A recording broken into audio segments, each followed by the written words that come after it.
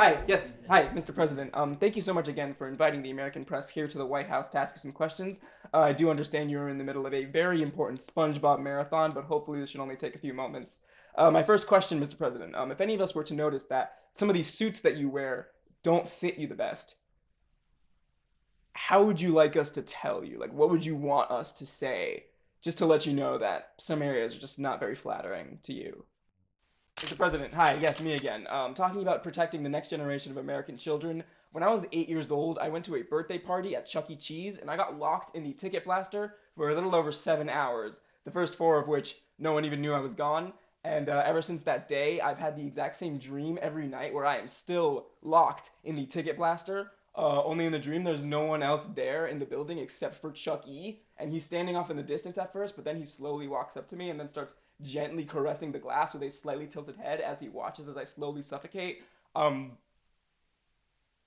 has that ever happened to you? Mr. President, I did want to talk about what I believe to be the root cause of your steadily dropping approval numbers, and based on this list of things we're allowed to talk about, I guess I can only conclude that it's because you're just way too sexy. Mr. President, do we still get lunch even though it's a half day? Mr. President, hi, I really hate to do this, but I was actually here a few months ago and I had a watch that I left in the East Wing of the White House. Is there any chance it's been moved to a different room?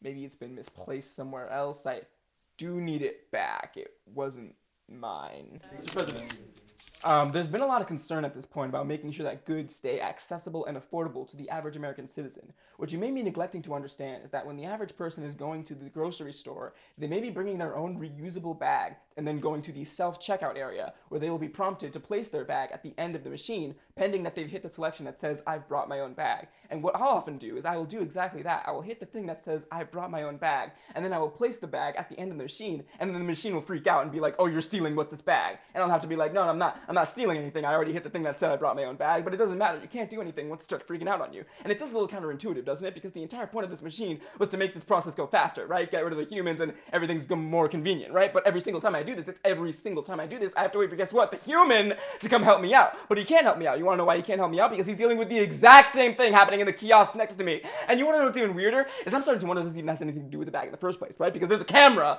on top of those machines. There's a camera that sees me as soon as I'm walking up to it. Is this thing looking at me and then going, he's black, he's stealing, and it just shuts off before I've even had a chance to do anything? Because it is without hyperbole every single time. Mr. President,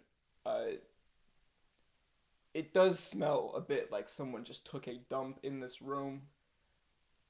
And I'm not saying it was you, but if you see my eyes starting to water, it's only because I love this country.